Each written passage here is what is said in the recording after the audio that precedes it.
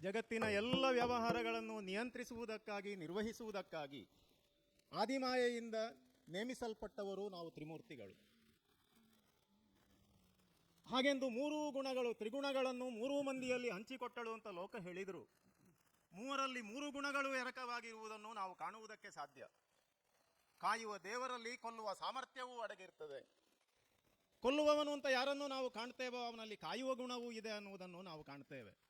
ಅಂತೂ ತ್ರಿಮೂರ್ತಿಗಳಾದ ನಾವು ಈ ಲೋಕ ವ್ಯವಹಾರವನ್ನು ಮುನ್ನಡೆಸಿಕೊಂಡು ಬರುತ್ತಾ ಇರುವಂತಹದ್ದು ಆದಿಮಾಯೆಯ ಆಣತಿಯ ಹಾಗೆ. ರಾಜಸಗುಣೋಪೇತನಾದಂಥ ಬ್ರಹ್ಮ ನಾನು ಈ ಸತ್ಯಲೋಕದಲ್ಲಿದ್ದುಕೊಂಡು ಸೃಷ್ಟಿ ಕಾರ್ಯದಲ್ಲಿ ತಲ್ಲೀನನಾಗಿದ್ದೇನೆ, ಕನಕಗರ್ಭ ಅಂತ ನನ್ನನ್ನು ಜನ ಗುರುತಿಸ್ತಾರೆ, ಕರೀತಾರೆ. ಹಾಗೆಂದು ದೇಹದಲ್ಲೆಲ್ಲ ಹೊಟ್ಟೆಯೊಳಗೆಲ್ಲ ಚಿನ್ನವನ್ನು ತುಂಬಿಕೊಂಡಿದ್ದೇನೆ ಅಂತ ಅರ್ಥವಲ್ಲ. ಆದರೂ ಚಿನ್ನದಂತಹ ಗುಣವನ್ನು ತುಂಬಿಕೊಂಡದ್ದಂತೂ ಸತ್ಯ. ಯಾಕೆಂದ್ರೆ ಸೃಷ್ಟಿ ಕಾರ್ಯಕ್ಕೆ ಆ ಗುಣ ಅನಿವಾರ್ಯವೂ ಹೌದು.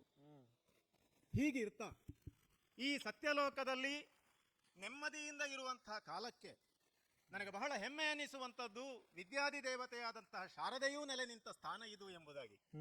ಹಾಗಾಗಿ ಕೇವಲ ಸೃಷ್ಟಿ ಕಾರ್ಯಕ್ಕಷ್ಟೇ ಸೀಮಿತವಾಗದೆ ಜಗದ ನಿರಂತರತೆಗೆ ಈ ಸತ್ಯಲೋಕದ ಕೊಡುಗೆಯು ಅಪಾರವಾದದ್ದು ಅನ್ನುವುದು ಅಷ್ಟೇ ಸತ್ಯ.